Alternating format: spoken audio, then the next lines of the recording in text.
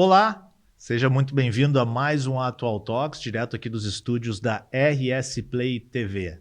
Você que está nos assistindo aí pelo YouTube da Jovem Pan, já curte, né?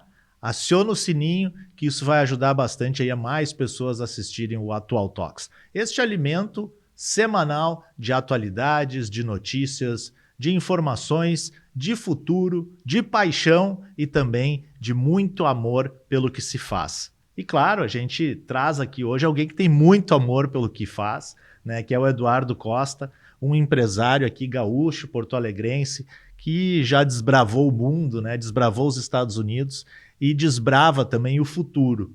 E ele traz aqui para a gente todos esses exemplos, né, esse bate-papo que a gente vai ter hoje, né, Eduardo? Sem dúvida. Prazer estar contigo aqui, muito obrigado. Não, o prazer é meu, obrigado a todos que estão assistindo, que estão nos ouvindo, né? E, Thiago, quero aproveitar e tu falou num ponto bem importante que acho que durante a vida, né, o nosso cérebro é como uma esponja, né? Ele vai absorvendo, né, conhecimentos, vivências, né, positivas, negativas, que vai acabar transformando no que a gente é no presente momento, né? Mas tu falou algo bem importante, né? Paixão e amor do que se faz, né?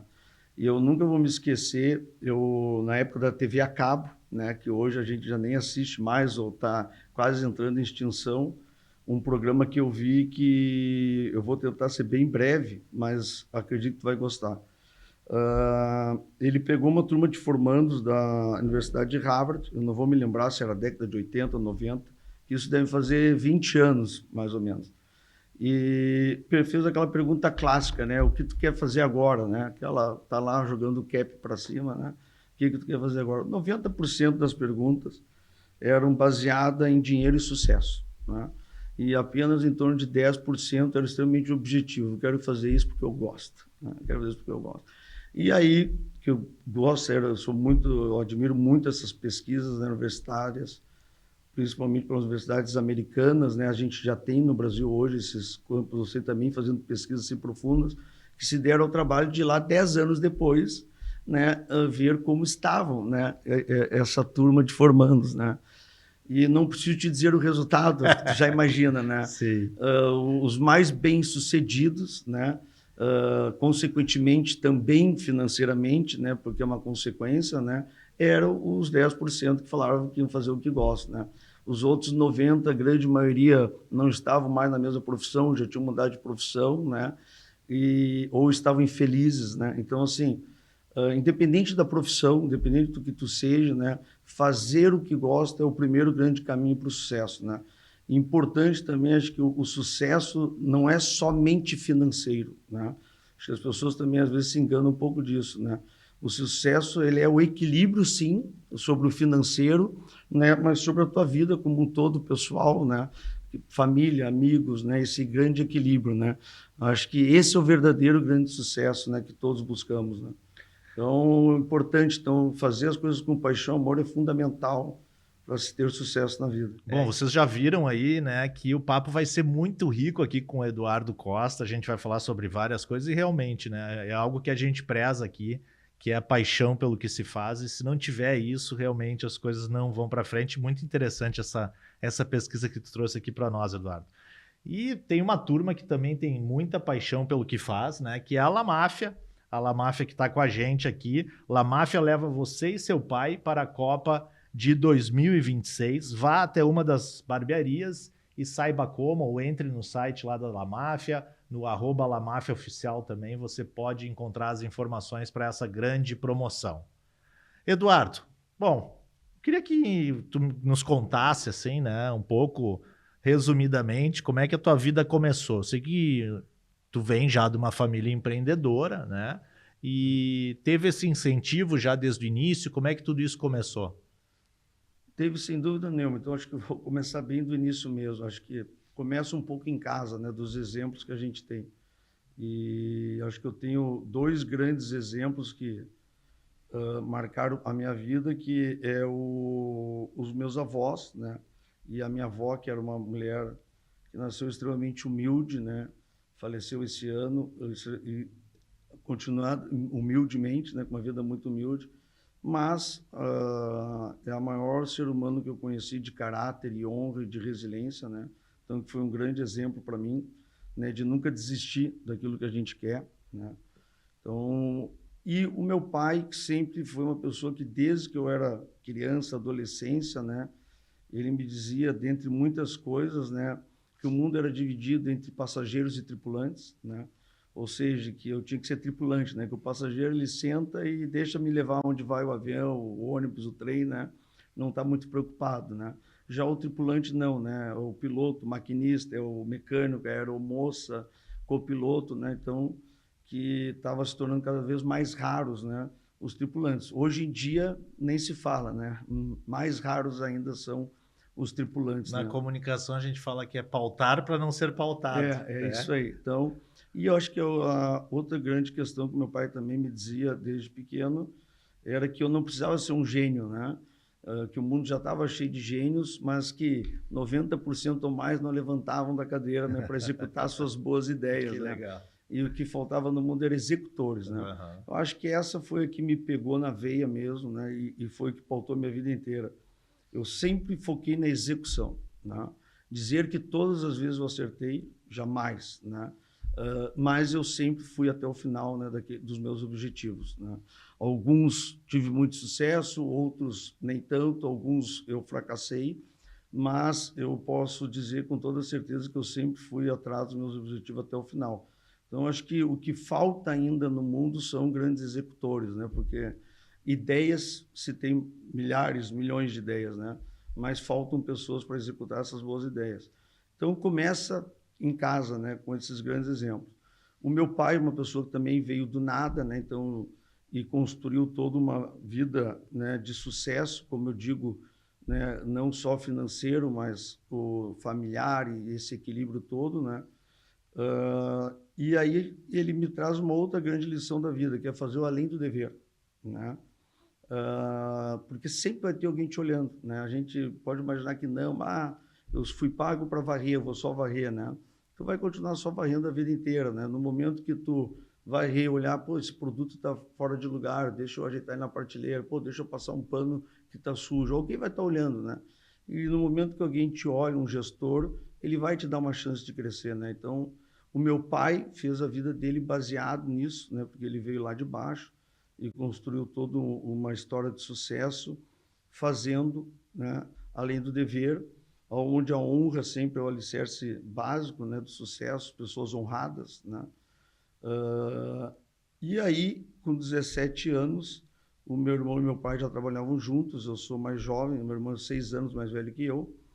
Eu venho com 16 anos, eu me mudo para Porto Alegre, eu venho de Santo Antônio da Patrulha, para fazer o terceiro ano do unificado, que na realidade ele era a união do pré-vestibular com o terceiro ano, né, que era o terceirão que chamava. E aí eu começo a trabalhar numa empresa que o meu irmão e meu pai já tinham, que eram de postos de combustível, que ainda estava muito recente, né? Onde a gente tinha fechado uma parceria com a Shell de reabrir postos que estavam paralisados. Quando eu identifiquei aos 17 anos que muitos desses postos, eram em torno de 6, estavam com as lojas de conveniência ainda fechadas. E o meu irmão, uma pessoa extremamente focada, né? Até hoje ele é um leão naquilo que ele é focado, né? Estava muito mais focado em abrir os postos, na operação da pista e não tanto na loja. E eu vi ali uma oportunidade. Foi bem quando o mercado de cigarro ele foi proibido a publicidade e propaganda, né? E essas empresas tinham uma verba extremamente alta, provavelmente ainda tem até hoje, né? Eles destinaram para merchandise, né? Então, ou seja, para tu poder ter lá, né, no PDV de venda da loja a marca deles, eles te davam um valor bem considerável. Tão considerável que com ele eu consegui abrir todas essas 6 lojas, inclusive uma que é no Shell da Carlos Gomes, né? E é um posto clássico ali, hoje de um amigo aquele posto. Fica perto da Bagé.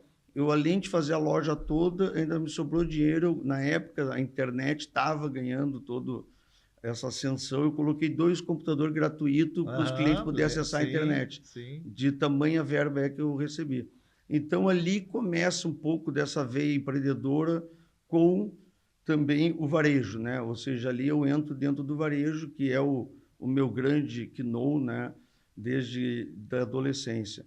E dali a Shell me dá uma oportunidade aos 21 anos já olhando também um pouco desse meu jeito de ser, de um posto que eles tinham paralisado há mais de um ano em Londrina, no Paraná, né? Ó, se tu for lá e abrir esse posto, o posto é teu. Boa, hein? 3 semanas o posto estava aberto, né? Tudo por questões de pura burocracia, né? Que ainda é um dos grandes gargalos do nosso país, né? As burocracias de licenciamento, documentação, né? Então, nada mais do que tu ir atrás, né? A Shell, naquela época, ainda era uma empresa capital inglês e holandês, né? Hoje a Shell já é, na realidade, de raiz no Brasil, né? Naquela época, não, ela ainda era uma empresa inglesa e holandesa, então que não tinha alguém para ir lá na prefeitura, ir lá nos órgãos, né? Ver o que estava acontecendo, regularizar a documentação. Então, em 3 semanas, eu consegui inaugurar o posto, que era o principal posto deles em Londrina, que ficava na Juscelino Kubitschek, né? Na avenida. A JK, que é como se fosse a nossa Nilo Peçanha, né? Então, era um posto extremamente importante. Aí eu entro no mundo de postos de combustíveis, né? Em parceria com a Shell também. Aí eu, Eduardo, e não mais a minha família, né? E aí tive dezenas de postos aí ao longo do tempo, até 2014, outros negócios, né? Diversos, né? Desde importação, né? Uma trade de importação que eu tive por alguns anos, até 2008. Aí depois entrou um dumping do governo, né? De proteção ao mercado nacional para pneus, eu parei, mas cheguei a fazer importação de trem para Coca-Cola, né? Desde importação de barril de chope da Portinox da Espanha, a Jet Fuel de aviação, porque o Brasil viveu uma crise ali no boom da aviação, ali do Gol, né? Entra no mercado, né? Combustíveis, isso, né? E um dos produtos que até hoje, né, o Brasil ainda não é autossuficiente na produção dele, né? É o jet fuel, o combustível de aviação. A gente ainda não tem refinarias para esse produto, a gente é dependente totalmente de importá-lo, né? Nessa época, mais ainda, porque ela dá aquele boom, né? E não estava estruturado para esse mercado. Então, eu fiz importação via trade, né? A minha trading fez, da YPF da Argentina, para abastecer as linhas aéreas no Brasil. Então, desde ali, eu já tinha essa veia empreendedora de, além de ter o negócio principal de postos de combustível, de ter investimentos em alguns outros negócios, né? Até que, em 2014, eu tomo a decisão de me mudar do Brasil, né? De uma questão puramente pessoal, né? Eu acabo... Mas deixou os negócios aqui, os negócios não, continuavam rodando aqui ou não, vendeu? Não, o último posto eu vendi para o meu irmão. Ah, é? Deixou na família, vendi pelo pro meu menos. irmão. Não, vendi para o meu irmão, o último posto foi vendido para ele, né? Muitas pessoas me perguntam, porque bem ali foi na época anterior à famosa eleição, né? Aécio e Dilma, né? E do bola de cristal e tal, porque o Brasil ele acaba entrando numa crise ali, né? Sim. Final de 2014, 2015 em diante, né? Foi o segundo governo da Dilma, né? Nada a ver com isso, puramente pessoal, né? Como eu já tinha tido negócios ligados até o porquê Los Angeles, né? Porque a grande maioria dos brasileiros normalmente vê Flórida, né? Porque eu já tinha tido negócios em Los Angeles e São Francisco, né? Ao longo da minha vida, então eu já tinha um conhecimento daquela região, já tinha conhecidos naquela região, por isso que eu decidi para Los Angeles, mas foi uma decisão puramente pessoal. O meu filho, na época, tinha 5 anos, eu deslumbrei ali a vontade, uma oportunidade, e acabei me mudando com a minha família para Los Angeles em 2014. E o meu filho até então com 5 anos. E tu era muito novo ainda. Era muito novo, muito novo. Eu tinha 30, meu filho 26, quando ele nasceu, eu tinha 31 anos. 31 anos, eu tinha 31 anos. Era muito novo. E aí lá nos Estados Unidos eu fui abrir um mercado de guindaste para a empresa do meu irmão, né, que hoje é o principal produtor de guindaste da América Latina. Olha. Na época já era um dos principais players do Brasil, né? A indústria aqui? A indústria aqui em Flores da Cunha. Ah, que legal. Em Flores da Cunha, TK Guindastes. E aí eu fui abrir mercado para ele. Daí, então eu visitei mais de 20 estados americanos, né?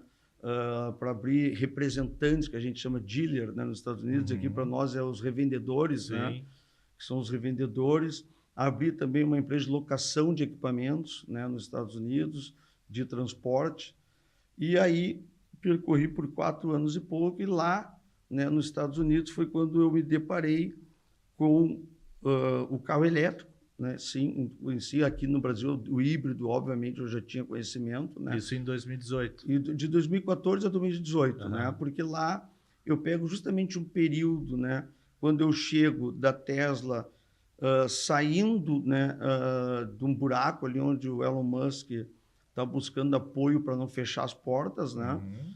E quando eu volto de 9 meses de lista de espera para entregar o carro, né? É. Então eu peguei bem essa transformação, né? A Califórnia por si só, né, por já ser um estado reconhecidamente democrata, apesar de ter tido o próprio ator o Arnold Schwarzenegger como republicano, né? Mas na maioria ele é um estado democrata, né?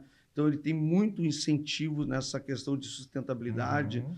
tanto que já era o estado, né, o local onde mais se vendia Toyota Prius no mundo, que foi o primeiro grande precursor do carro híbrido no mundo, né? Então tu via a cada esquina tu via 2 Prius, né? Mas quando eu chego lá, a Tesla ainda não era tão conhecida, e quando eu saio de lá para uma empresa extremamente conhecida, né? E eu, Eduardo, né, sempre disse 2 grandes pontos dessa virada, né? Uma impressão pessoal minha, né? Quando eles lançam o Model S, né, que era um carro muito mais palatável, ou seja, ergonomicamente melhor, um design mais bonito, ou seja, ao gosto, né, do público. Então, eles fazem um carro verdadeiramente que inspirava o desejo, né, a atração do cliente, né, que é o Model S, que por muitos e muitos anos foi o líder de vendas, né, mesmo depois, quando eles lançam o Model 3, que era o modelo mais acessível, o Model S ainda continuava sendo mais vendido por muitos anos. E quando eles identificam que não adiantava só dar o carregador portátil ao cliente que comprava o carro, né? Ou seja, para ele instalar em casa ou na casa dele, né? Ou no trabalho dele, desculpa. Mas que sim, eles tinham que pensar em colocar estruturas em pontos estratégicos de carregamentos rápidos para esses clientes, né? E o americano, né, muito parecido com o Brasil, por ser um país extremamente grande, né? Continental, né, até maior do que o nosso, o americano anda tanto quanto mais que o brasileiro nas rodovias, até porque as rodovias têm segurança, né? Então ele se sente seguro em pegar a rodovia com a família, né? Então eles até utilizam mais do que nós nas rodovias. Então a Tesla ela faz 2 grandes pontos clássicos que eu vou citar para nós não criar muitas delongas. Los Angeles e Las Vegas, né? Por 30 ou 40 milhas o Tesla não chegava. Então a Tesla foi lá em Prim, uma cidade nevada, ali bem no deserto, foi lá e instalou dezenas de carregadores. Los Angeles e São Francisco, acho que era por 100 milhas, 100 e poucas milhas, foi lá e instalou dezenas de carregadores. Então, quando ela começa esse movimento de entender que ela tinha que ir em pontos estratégicos, né, colocar esses carregadores rápidos, né, à disposição dos clientes dela, eu elejo como o segundo grande ou maior ponto, né, de sucesso nas vendas da Tesla. E aí eu nunca vou me esquecer que início de 2018, porque eu volto em setembro de 2018 para o Brasil, eu entro lá no tudo online, né? Não tinha concessionária, era tudo via internet. Apliquei lá, eu até hoje ainda tenho, né, o Social Security, que é o CPF americano, né? Foi lá, fiz a minha aplicação, aprovado, fazendo o cartão de crédito de $5.000 para fazer o pedido, era 9 meses de espera para tu receber o carro, né? Então eu vi essa grande transformação da Tesla. E aí eu volto para o Brasil. Tu já teve um Tesla? Não tive o Tesla. Ainda bem que eu não comprei, porque eu voltei em setembro, né? Sim. Porque por questões também totalmente pessoal, em junho acabei me divorciando. E aí demorei um mês ali, defini voltar ao Brasil, né? Em agosto eu tinha já decidido que ia retornar ao Brasil. Ainda bem que não comprei o Tesla, porque eu ia voltar antes dele chegar. Eu ia ter perdido... Mas dá para comprar aqui agora, não, né? Mas eu ia ter perdido os $5.000 do depósito. Sim. Mas ainda bem que eu acabei não comprando. Mas quando eu volto ao Brasil, até mesmo antes de eu voltar a Ipiranga, já tinha conhecimento do meu retorno. A gente tinha sido parceiro anteriormente, né? Devido a essa crise, que eu não previ nada, foi acaso eu ter ido embora do Brasil. Devido a essa crise, ela tinha em torno... 2015. Isso, eu fui em 2014, 2015 em diante, ali começa uma crise. Estourou o impeachment da Dilma. Exatamente. Então, a Ipiranga tinha só na região metropolitana e aqui na GV urbana, que a gente chama, né, do RS, mais de 70 postos fechados ou paralisados, né? Sim. Então, quando eles têm conhecimento que eu estou retornando ao Brasil, né? Ele disse, a gente precisa falar com o Eduardo, que a gente tem um projeto para reativar esses postos, né? Então, eu chego já com uma pré-conversa marcada com a Ipiranga, né? Dentro desse projeto que eles tinham para reativação desses postos paralisados. Então, eu nunca vou me esquecer, o primeiro foco, família sempre, né? Então, fui lá, matriculei meu filho na escola, acomodei minha ex-mulher num apartamento para eles morarem. Eu não tinha casa ainda, né? Fui morar no quarto de visita do meu pai, né? Com muito orgulho digo isso, e por ali fiquei por mais 2 meses. E aí fui para a reunião com a Ipiranga, acho que ali pelo início de outubro, né? Para discutirmos esse novo projeto, e aí eu me deparo com esses números, né? Alarmantes de quantidade de postos paralisados devido à crise, né? E aí a gente começa a parceria, a gente abre os primeiros 2 postos ali em final de dezembro de 2018, uma parceria que chegou aí a mais de 40 postos, né? De muito respeito de ambos os lados. Eu acho que os 2 grandes alicerces de todas as relações, né? E vou dizer isso que eu aprendi muito com o meu próprio divórcio, então eu falo não só as relações profissionais, mas profissionais, amizades, familiares e amorosas, né? Os 2 grandes alicerces, sem dúvida, é o respeito e a confiança, né? Então, quando tu perde um dos 2, a relação acaba ali, né? Porque nem mesmo o amor, quando se trata de relações amorosas, a gente às vezes tenta nos iludir que ele é capaz de passar por cima de um desrespeito ou de uma falta de confiança, mas infelizmente ou felizmente, não sei dizer, nem o amor é capaz, né? Então, uma relação sempre pautada muito pela confiança e o respeito, né? Que é o que nos traz até hoje ainda, né? na parceria, no fortalecimento dessa parceria que a gente tem. Mas... Hoje são quantos? Hoje são 32 postos. 32 postos. E eles não são só aqui, né? Não, são região metropolitana, né? Nós chegamos a 42, aí em 2023 eu resolvi sair do Vale dos Sinos, então lá eu tinha 6 postos, né? Então em 2023 eu saí do Vale dos Sinos e depois eu fiz uma depuração também de alguns outros postos, né? Muitas pessoas sempre me perguntavam, né? Eduardo, a quantos postos tu quer chegar, né? Quando tu vai chegar aos 50, quando tu vai chegar aos 100, né? E para muitos eu falava o que eu vou dizer agora e que talvez não acreditavam, né, no momento, né, que eu falava isso, né? Hoje deve dizer, pô, ele falava realmente a verdade. Porque, primeiro, a verdade é o único e verdadeiro caminho da vida, não existe outro além da verdade, né? Como eu digo, tem uma frase, né, que a pequena mentira pode salvar o teu momento, mas condena o seu futuro, né? Então, não existe pequenas mentiras. Então, eu sempre dizia, o que me interessa é qualidade, não quantidade. Então, eu não tenho um número de postos, né? Pode ser 50, pode ser 30, pode ser 20, né? Então, de fato, eu nunca fui apegado ao número de postos, sim à qualidade dos postos, né? Então, desde então, eu fiz uma depuração e continuo sempre depurando nesse sentido, né? De qualidade, né? Então, o que me norteia não é a quantidade, sim a qualidade do negócio. Quais, né, que tu pode citar aqui em Porto Alegre, assim, dos principais? Pra gente dos ter principais, uma ideia. Na Silva Sole, na Guete, na Cis Brasil, no viaduto do Birici. Na Zona Sul tem mais de 12 postos, de Carpires, Coronel Marcos, tem na Protásio, Nilo Peçanha. Esse da Carlos Gomes continua, da família? Da Carlos Gomes, não. Esse é de um amigo. Esse aí foi um dos que eu vendi antes de ir para os Estados Unidos. Sim. Né? Eu vendi 2 postos para esse amigo. Um dos 2 foi esse da Carlos Gomes. Legal.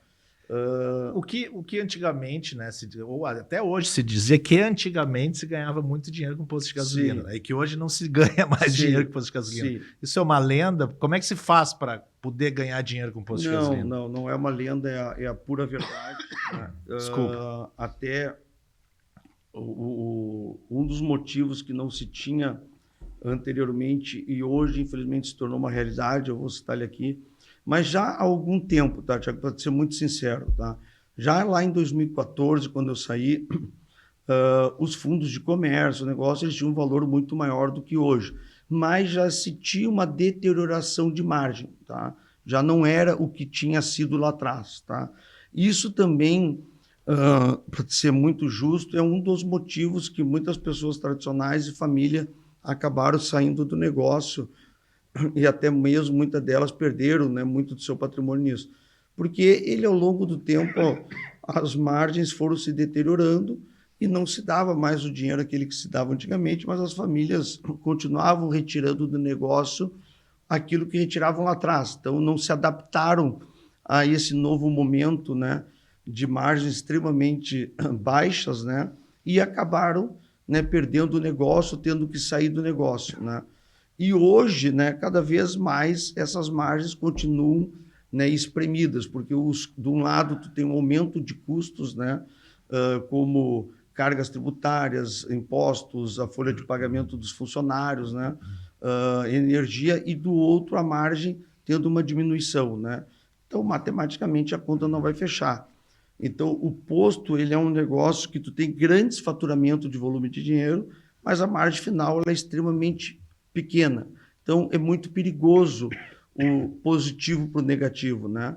Então, o posto de gasolina é um negócio que, se tu não estiver atento aos custos, né, não é nem mensalmente, é diariamente, né? Ele é muito fácil sair do positivo para o negativo, né? E é por isso que hoje, então, a gente vê tantas outras lojas e outros comércios dentro do posto de gasolina, e aí que vem também a importância da conveniência? Exatamente nisso, né? E aí que vai vir também a importância de outros negócios que nós, como grupo, focamos e que muitos outros colegas revendedores estão focando, que é tu maximizar ao máximo o teu ponto de venda, né? Porque todo posto, normalmente, ele tem uma boa localização, ele tem espaço físico, né? Então, ou seja, como eu rentabilizar o máximo daquele meu ponto, ou seja, eu não depender mais só do combustível, né?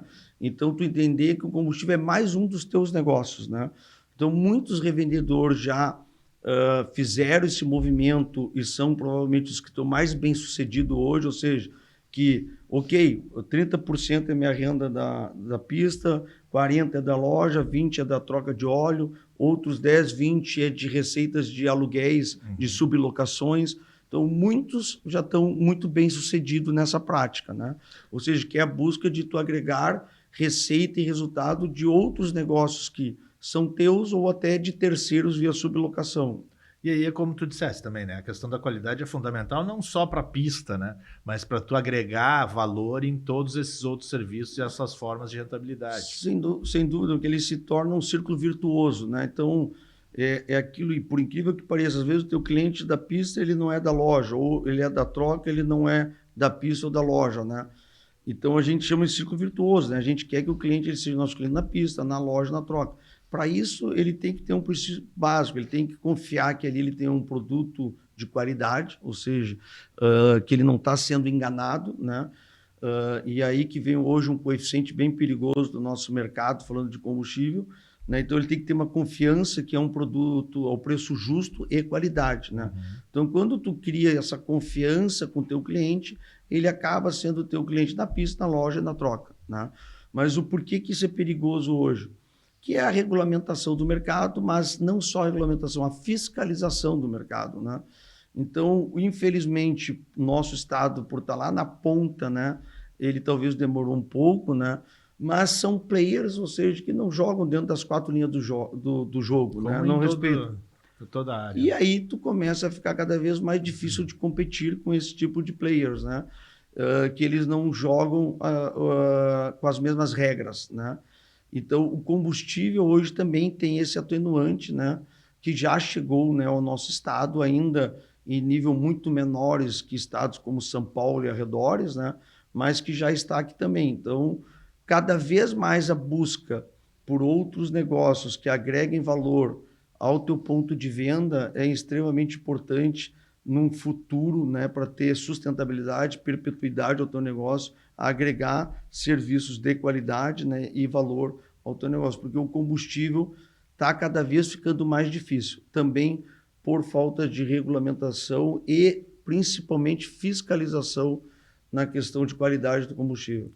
E dentro dessa ideia que tu, né, que tu sempre primou, pelo jeito, desde lá do início da tua carreira, quando incluiu as lojas de conveniência, né, de uma outra forma, ou reformou, né, ou melhorou a experiência do cliente nas lojas de conveniência, tu continua fazendo isso agora, né? Com a Allegro, né? Sim. Allegro, é. Como é que funciona essa ideia da Allegro? Porque ela tem também um ESG muito importante, né? Tem uma preocupação aí com o meio ambiente, com o futuro, né? Com as questões renováveis. Sim. A Allegro saiu de um projeto, eu vou ser bem rápido, porque eu não quero me alongar, mas eu vou tentar ser sucinto, mas nos pontos principais. A Allegro saiu desde um projeto, por incrível que pareça, quando o cais embarcadeiro vai surgir em Porto Alegre, né? Com o nosso amigo Eugênio Correia. Com o querido amigo Eugênio Correia, com quem eu estive ontem, né? Também um empreendedor nato, que tem muita coragem, muita resiliência, né? Que são virtudes básicas para um empreendedor. Para visitar o que seria o cais embarcadeiro, né? Nessa época, era a ideia de montar uma loja de conveniência lá. Eu fui diretamente à minha parceira, que era a MPM, né? Que ainda sou, se não o maior do sul do Brasil, sim, mas um dos maiores franqueados da MPM no Brasil, né? Fui buscá-los como parceiro. A MPM, naquele momento, me disse que não estava pronta ainda para lojas de rua, né? De conveniência de rua, né? Aí eu aproveitei esse momento para um projeto que foi o meu TCC, né, com 21 anos de formação. Eu sou formado em publicidade e propaganda, né? Eu me formei com 21 anos, só que eu brinco e, ao mesmo tempo, eu me culpo um pouco por isso, né? Eu fui um visitante ou um turista na universidade, né? Como eu já tinha negócios, né? Eu já empreendia, né?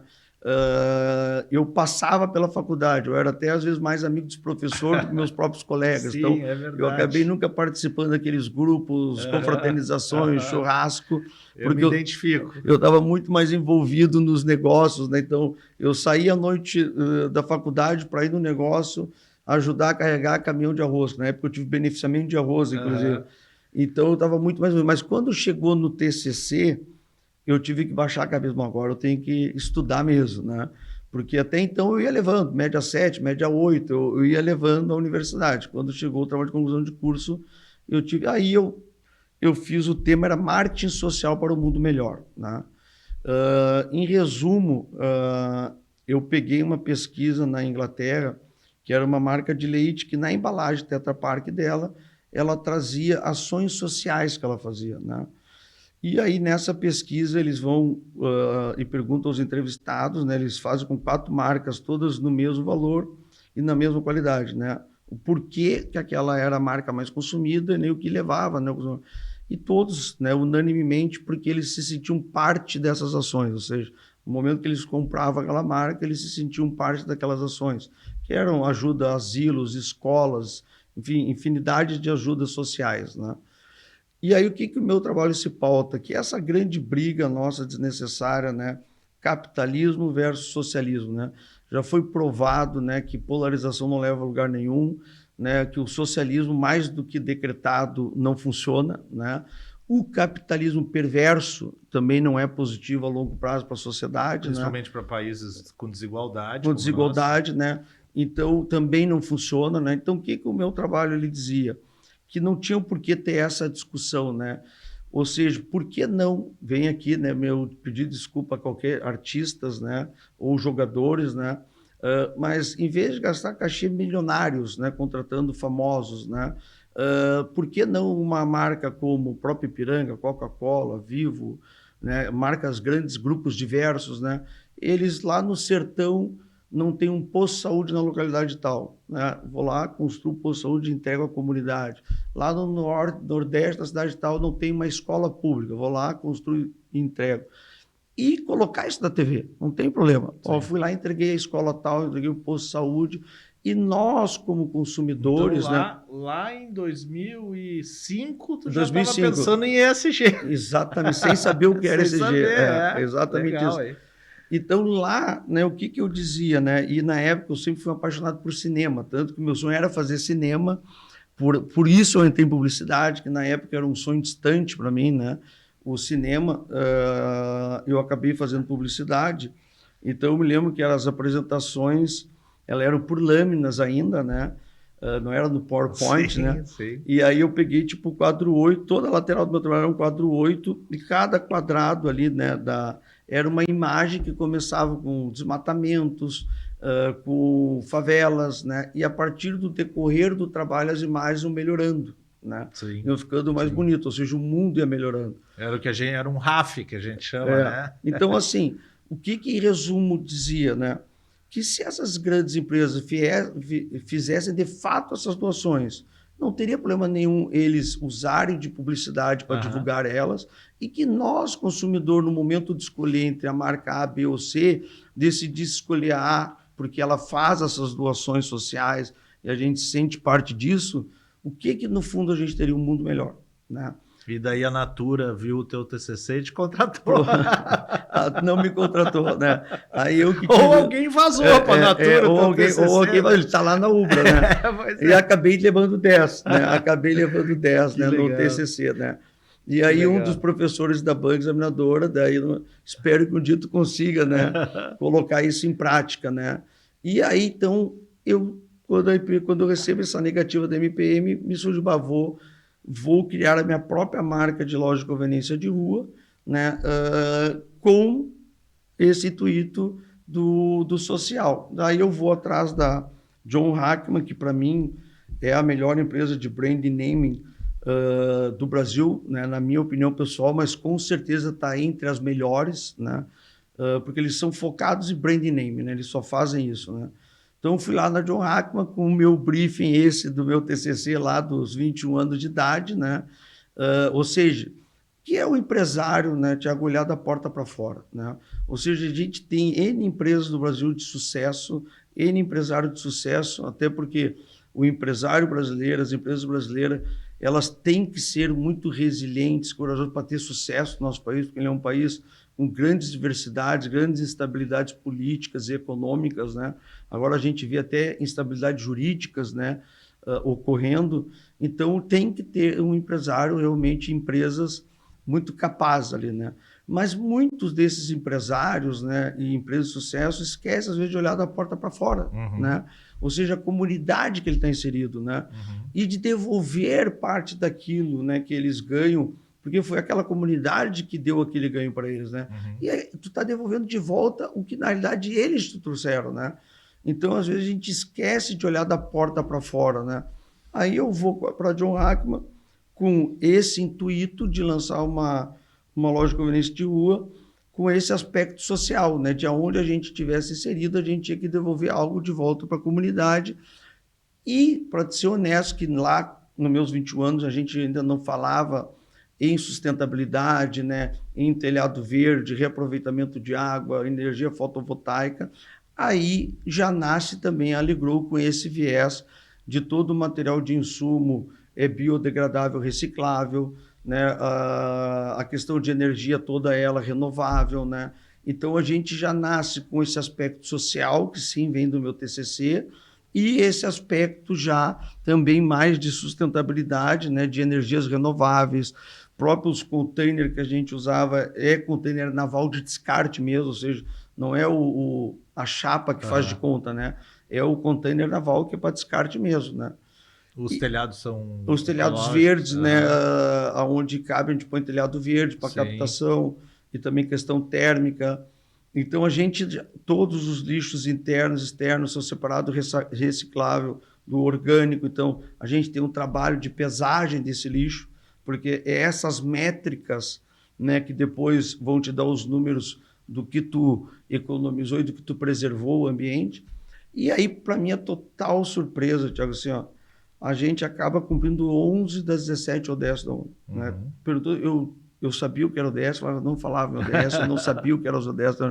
Foi de uma forma totalmente despretensiosa, orgânica, né? Orgânica, que através de uma empresa que faz assessoria para nós, que é a EcoReal, né? Que chegaram a esses índices, tu já é ESG, né? Sim, tu acaba se tornando a primeira rede de conveniência, o Vitor e o Pietro. E acaba, acho que ainda sendo hoje a única rede de conveniência do Brasil, né, a conseguir cumprir 11 das 17 ODS da ONU e ter o ESG, né, na veia. Né? A Ipiranga, a própria MPM já estão há 2, 3 anos fazendo esse trabalho, mas como são empresas muito grandes, é muito mais difícil de verticalizar, né? Quantas Allegro são hoje? Hoje, entre operação e em obras, 17. 17. Né? 17. Então, a gente tem a Redenção, que está em obras, tem a Alameda, em São Paulo, que está em obras. Né? Tem uma na Faria Lima? A Faria Lima já inaugurada, já em operação. Então, o total 17. A gente tem mais 3 em prospecção, né? Que seria fechar o ano com 20 unidades. E a Allegro, ela cria, assim, né? Ela cria um outro formato de conveniência, porque a gente ainda tem aquela percepção de conveniência, algo extremamente capitalismo, né, severo, né? Capitalismo. Sim. Que a gente entra ali e consome o que for, e o preço é mais caro, sim, e é a hora que for, né? Então ela vem realmente, talvez, para criar essa nova percepção, né? Não. Quando tu entra ali, tu já é educado de alguma forma, que tu pode consumir, mas desde que seja de uma forma consciente, né? Sem dúvida, assim, e importante, porque é legal tu voltar, às vezes, no túnel do tempo, né? Esses dias eu acabei voltando no túnel do tempo, final de semana, para ser sincero, da Esquina do Futuro, né? Que é outro projeto que nós vamos falar. Se tu voltar no túnel do tempo da Allegro, lá do meu briefing com a John Hackman, né, lá em 2020, tu vai ver tudo que nós estamos falando agora, de tudo para todos, que é o preço justo, né? Então, assim, a Allegro, ela também veio com isso, né? Não é Grêmio Inter, A ou B, né? Ou seja, é de tudo para todos, né? Desde os preços até o próprio posicionamento dela, dos colaboradores dela, né? Ou seja, de não ter, eu só atendo um público, né? Eu atendo a todos os públicos com igualdade de respeito, né? A todos, né? Então, a gente vem nessa questão de precificação, de desmistificar o que houve um erro, no meu ver, quando a loja de conveniência entra no Brasil, a gente teve um erro estratégico lá atrás, né? Com preços absurdamente mais caros que o supermercado, né? Diferente da cultura americana, né? Ou seja, tu vai ter, né? O nome de conveniência, né? Uhum, mas conveniência é pagar 20%, 30% mais caro. Uhum. Em vez de eu ir pegar o carro até o supermercado, eu desço ali e pego, né? Não o dobro ou 3 vezes mais caro que o supermercado. Então, teve um erro estratégico lá desde o embrionário no Brasil, quando vem a loja de conveniência para o Brasil, e que hoje se tenta, né, quebrar, né, ou desmistificar que a loja de conveniência continua assim. A Allegro, um dos pilares dela também é esse, né? Ou seja, desde a água mineral, né, desde o café, né, aqueles produtos básicos, também desmistificar esse preço absurdamente mais caro, né?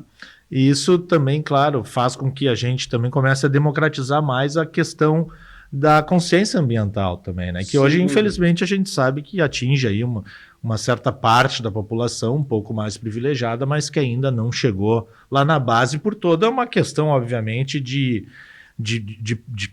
oferecer também, né, para essas pessoas essas condições, com o mínimo, por exemplo, de esgotamento público e tudo mais, né? Que é o mínimo básico. O mínimo básico. Eu tive a felicidade de ser convidado para me tornar membro do Conselho do Green Building no Brasil, né? Uhum. Que é a maior certificadora de construção sustentável do mundo, né? Que é a certificação LEED, né? Sou o único representante do sul do Brasil. Que né? legal. Então foi uma quebra para dizer, porque todos os outros conselheiros é o eixo São Paulo, Rio, porque é o eixo Faria Lima, né? Porque hoje uma sala na Faria Lima, uma laje corporativa, se não tiver certificação LEED, tu não aluga, né? Uhum. Porque toda grande empresa, por questão da ESG, tudo isso que a gente vem falando, elas são obrigadas a alocar espaço só que tem certificação. Mas o que eu, desde lá, eu venho dizendo, né? Esse discurso que tu falou, ele tem que se democratizar e não tem classe social essa democratização, né? Porque até os mais negacionistas que já estão assumindo, nós gaúchos vemos na pele isso o ano passado, uhum. né? E essa discussão, ela vai tanto o religioso quanto o científico vai concordar conosco, né? Quando a gente nasce, a gente ganha 2 ganhos de patrimônio ativos, né? A nossa própria vida e o planeta que a gente habita. Então, tanto a religião vai concordar como a ciência, né? Eu vejo que nós conseguimos evoluir muito na questão da saúde, né? Nossa, né? Ou seja, a gente hoje entendeu que a gente, fazendo exercício, se alimentando corretamente, a gente não é que vai só ganhar mais anos de vida, vai ganhar qualidade de vida, né? É. Hoje a gente chega aos 70 anos com uma qualidade de vida muito maior do que se tinha lá atrás. Então, o ser humano, nesse sentido, eu vejo que a gente evoluiu muito e continua evoluindo muito, né? Tem um estudo que eu não vou me lembrar agora, que cresceu em mais de 20% em poucos anos, o índice de pessoas que lê a questão nutricional dos alimentos, né? Já no aspecto planeta, né, a gente progrediu muito pouco, né? E o que ocorre, né? Que é a racionalidade, né? A Terra, ela tem ciclos de vida, tem não sei quantos milhões de anos, não vamos, né? Eu e tu que vamos dizer esse número, né? Tu vai botar no Google, vai aparecer um número. O fato é que a gente está acelerando esse processo, né? Então, o que a gente está acelerando? É a qualidade de vida para as próximas gerações, ou seja, se a gente não entender, né, que a gente realmente acelerou e continua acelerando esse processo, né, de danos à natureza, que estão causando impactos diretamente a nós, né, a gente vai acelerar o processo, né, do ciclo de vida do planeta, consequentemente da qualidade de vida para as próximas gerações. Então, quanto antes a gente se der conta disso, né, e começar no agora a mudar, né, as atitudes, maior vai ser a qualidade de vida nossa e principalmente das gerações futuras. E aí, a gente sabe que isso não vai mudar de uma hora para outra, mas é uma questão realmente de começar a regredir, né, nesse processo. Exatamente, né? A gente ainda é capaz. É capaz. Agora, claro, a gente está falando aqui de futuro, né? Tu já deu um spoiler aí da Esquina do Futuro, que é um outro grande projeto. Sim. Mas eu te faço uma pergunta um pouco provocadora. Tá? Tu que é publicitário, eu vou te dar uma provocada. Tu não vai ter que mudar esse nome daqui a uns anos, hein? O Esquina do Futuro ou da Legrowth? Não, do Esquina do Futuro. Pode ser que sim. Né? Talvez, né? Mas por um bom motivo. Por um bom motivo, exato. Né? Explica para nós aí o que é a Esquina do Futuro. Daí acho que o pessoal vai entender por que eu dei essa provocada no Eduardo. Mas vamos lá. A Esquina do Futuro, né? Ela nasceu então, muito, como eu falei assim, quando eu morei nos Estados Unidos, eu já pensava na Esquina do Futuro? Não. Né? Mesma coisa que eu fui muito honesto ali, quando eu fui para os Estados Unidos, eu nem fazia ideia da crise que se viria depois. Né? Agora, sem dúvida, o que eu vi lá, com meus próprios olhos, o que eu vivenci lá, é o que ajudou a formar a ideia do que é a Esquina do Futuro, sem dúvida. Né? Sem dúvida, sim. Então, ali em 22, né, eu volto a John Hackman com um projeto, e agora tu também vai entender um pouco isso, chamado Esquina do Futuro. Entendi. Na realidade, o nome do projeto era Esquina do Futuro. Né? Não era para ser o nome. Né? Então, o nome do projeto era Esquina do Futuro. Né? E o que era o projeto Esquina do Futuro que eu idealizei lá em 2022? Né? Que era os pontos de carregamento rápido e ultra rápido, né? Que é o que a Tesla colocou lá hoje são mais de 5.300 só nos Estados Unidos, para os clientes dela, aliado a outros serviços, como loja de conveniência, uma lavanderia, um lavacar de carro, uma farmácia, ou seja, com outros serviços agregados. Ou seja, são postos de energia. De energia, exatamente. Exato. Ou seja, que naqueles 15 a 40 minutos que o cliente vai ficar aguardando o carro carregar, ele aproveite aquele tempo para resolver algum outro problema, ou para se alimentar, ou para ir ao banheiro. Né? Então, seria multisserviços, né? E a ideia que eu tive lá atrás era um espaço que a gente apelidou ele de lançamento do futuro, né? Que seria um espaço que a gente teria dentro das nossas conveniências, né? Que a gente abriria para marcas fazer ou lançamentos e pré-lançamentos de produto que fosse na área de inovação ou sustentabilidade, tá?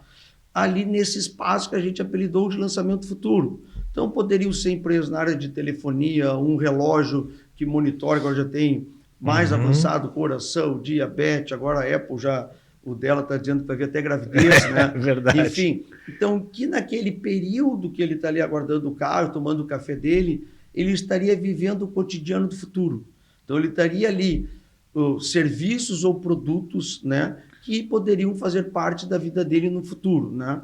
A gente acabou fechando ali os 6 primeiros meses com a GWM, né? Mas a ideia é ele se renovar esse espaço, né?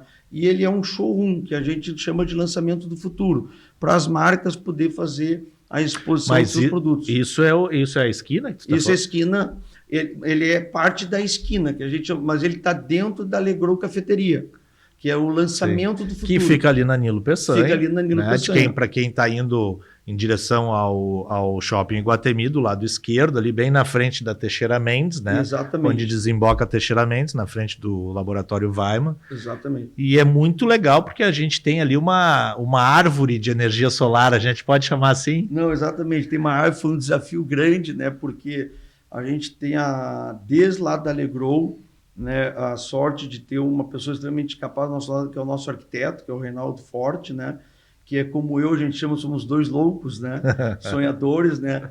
Então a gente sonha e pensa fora da caixa muitas vezes, né? Então a gente pensou a árvore, mas não pensou como é que nós vamos fazer a árvore, né? Ou seja, ok, sim, a árvore é legal, e como é que a gente faz a árvore, né? Agora vamos executar. Agora vai executar, mas executamos, né? Mas assim, concluindo, então quando eu vou na John Hackman, a John Hackman, que ela gostou muito do nome, se eu tinha pensado em ser o nome da esquina.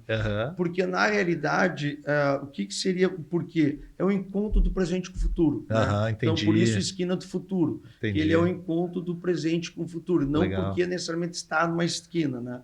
Então por isso esquina do futuro. E como o INPI estava liberado o nome, eles acabaram fazendo só o branding, a marca para mim. Mas então ali nasce o projeto Esquina do Futuro, que era muito mais esse conceito do multisserviços e o ponto de carregamento rápido e essa experiência do lançamento do futuro para os clientes. Né?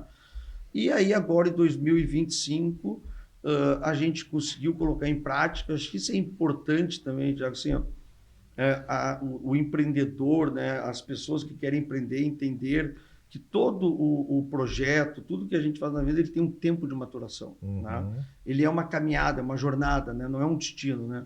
Até mesmo com uma felicidade. Né? A gente às vezes tem... Precisa de uma consistência. Uma consistência. A gente tem a mania de... se eu tiver o carro tal, eu vou ser feliz. Se eu tiver o emprego tal, eu vou ser... Não é. É uma construção, a verdadeira. Como os negócios, né? Ela é uma construção. Então, agora, o que nasceu em 2022, agora em 2025 se inaugurou, né? Que foi a esquina do futuro completa, que a gente chama, que é o que foi idealizado lá atrás na Nilo Peçanha, né? E que fica, digamos assim, eu acho que é o primeiro espaço à parte de um posto de gasolina, né? Em postos de gasolina a gente tem carregamentos, enfim, tu também tem nos teus postos, mas um que seja único, né? Sim. Ou especialmente para isso é o primeiro. Sim, né? É o primeiro, e essa é a ideia que realmente eu acredito, tá? A futuro, tá, Thiago? Assim, não estou fazendo previsões, é a opinião do Eduardo, né? Mas eu aposto que num futuro não muito distante, hoje é mais prático tu botar num posto. Como eu digo, eu já tenho postos meus, postos de parceiros, porque ali tu já tem uma estrutura, que é uma loja de conveniência, banheiro, uma localização, uma infraestrutura elétrica que comporta o carregador, que é um dos gargalos de crescimento da infra de mobilidade no Brasil, é a questão elétrica, né? Então, o posto ele tem vários coeficientes a favor por ser mais prático e rápido. Mas a futuro, não. Né? A futuro vai ser locais, né, específico para carregamento elétrico aliado com outros serviços. Tá? Esse eu acho que é o futuro. Mas, pois é, deixa eu te fazer uma pergunta agora ali, claro. Tu agrega outros serviços para, de alguma forma, pagar o serviço da energia, né, do carregamento da energia. E usa ali, claro, aquelas placas solares. As placas solares, pelo que eu vi ali, não devem ser suficientes para o carregamento. Não. No futuro, tu acha que essa energia vai ser cobrada, mesmo que ela seja mais barata? Sim, não, sem dúvida nenhuma, a energia ela vai ter uma cobrança, né? Ainda assim, hoje, né, por que o movimento, né, de eletromobilidade, carro elétrico no Brasil é um caminho sem volta, né? Uma opinião muito pessoal minha, Eduardo, mas é racional. Os Estados Unidos é muito mais ideologia, Europa é mais ideologia, depois vem o racional. O Brasil inverte. O Brasil, que a gente falou das classes sociais ali atrás, o Brasil começa pela racionalidade. Não significa que não tem ideologia. Porque é economia direto no bolso das empresas ou das pessoas, das famílias brasileiras. Então, o carro elétrico no Brasil ele é um caminho sem volta por isso. Porque no momento que a grande massa entender que o que tu economiza em combustível ao longo do tempo, né, que mesmo tu pagando energia, é mais de 50% de economia perante a gasolina. O que tu economiza em manutenção, porque tu vai trocar ao longo da vida paleta de para-brisa, filtro de ar e pneu, né? São 3 coeficientes de desgastes, né? Então, assim, no momento que tu entende que num ciclo de 3 a 5 anos o carro deixa de ser um passivo e ele vira um ativo pelo que tu economizou nele, né, ele vai massificar, ou seja, né, que é entrar de fato na classe média brasileira, que é a grande maioria, né, seja a classe média baixa a alta, né, que é a popularização, que é o carro de R$100 mil a 150 mil reais, porque ele vai mexer direto com o bolso do brasileiro, né? Ou seja, aquela viagem de final de ano com a família, essa economia vai dar de presente essa viagem de final de ano da família. É verdade. Né? Então, no momento que isso massificar, ele é um caminho sem volta. Por que ele começou pelos frotistas, né? Então, a empresa que é terceirizada da Vivo aqui na Porto Alegre, Grande Porto Alegre, já estão com 50 carros elétricos e ampliando a frota. Porque é direto receita na bolsa das empresas. Por que o motorista autônomo de aplicativo já está se massificando? Porque ele vive daquilo. Então, é direto no bolso dele. Mas no momento que isso passar adiante, que é a família brasileira, ou seja, porque a família brasileira ela não gasta mais de 300 a 400 quilômetros na semana de autonomia para ir e voltar ao trabalho, para levar o filho na escola. Ou seja, então, o carro com 300, 400 quilômetros de autonomia atende essa família, né? No momento que tiver esse entendimento, ele é um caminho sem volta. E, sem dúvida, o Brasil já é, na América Latina, o principal player de eletromobilidade, mas vai ser, no mundo, muito provavelmente, o principal player de eletromobilidade. Fazer uma pergunta inversa agora, né, para o Eduardo, que é dono de 32 postos.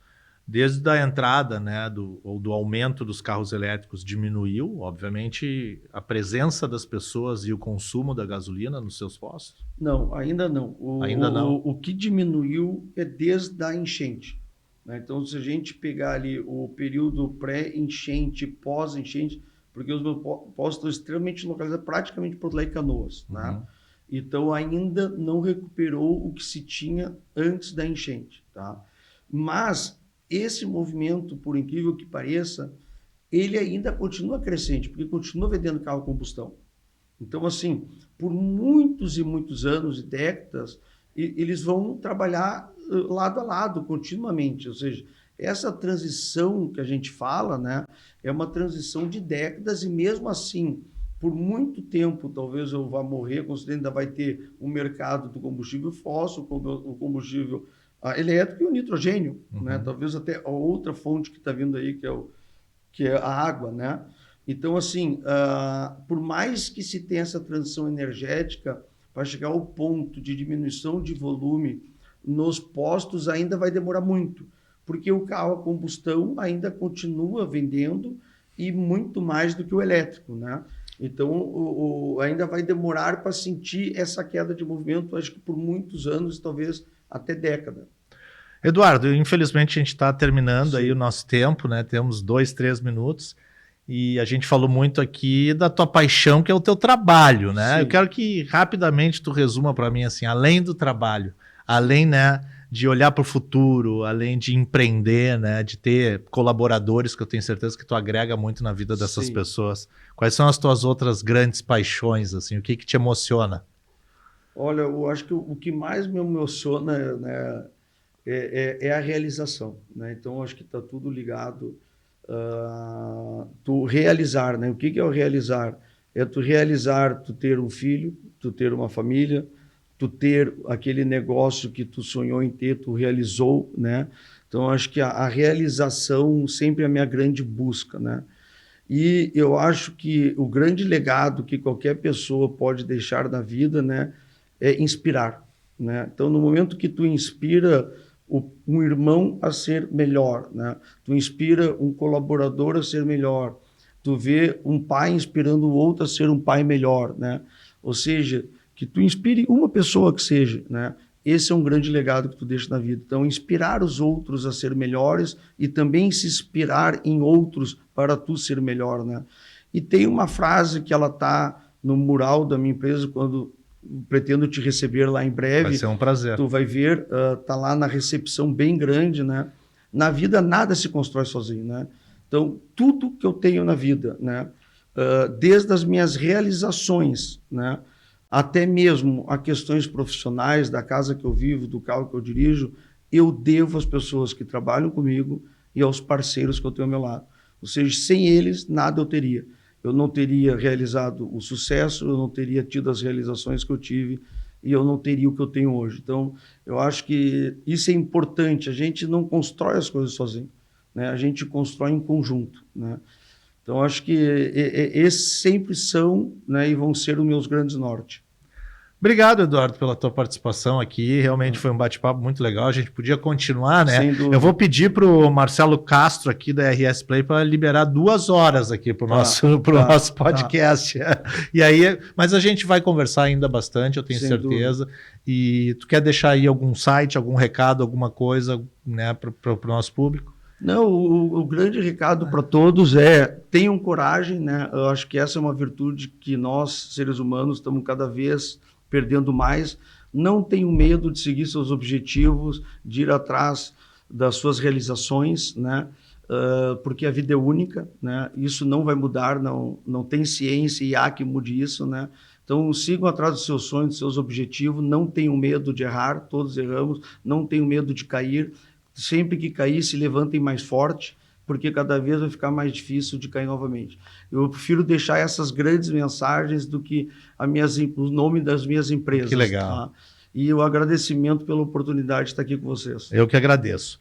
A Atual Talks vai ficando por aqui, mas antes, claro, a gente quer agradecer aqui a La Máfia. Vamos botar a imagem da La Máfia aqui, que é nosso parceiro aqui, né? La Máfia Barbearias leva você e seu pai para a Copa do Mundo 2026.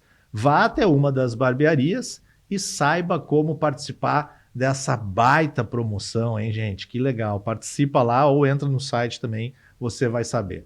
Se você gastar mais de R$120, né, num corte de cabelo ou em algum produto ou fazendo a barba lá, eu acho que já dá um ingresso, um cupom para você participar dessa promoção. Então a gente vai ficando por aqui. Obrigado pela sua audiência. Não esquece, curte aí no YouTube da Jovem Pan, marca no sininho. A gente está sempre com um episódio inédito aos sábados, 10h30 na RS Play TV. A reprise é aos domingos, às 18 horas. E depois fica lá no YouTube da Jovem Pan Porto Alegre. Abraço, gente. Valeu, tchau, tchau.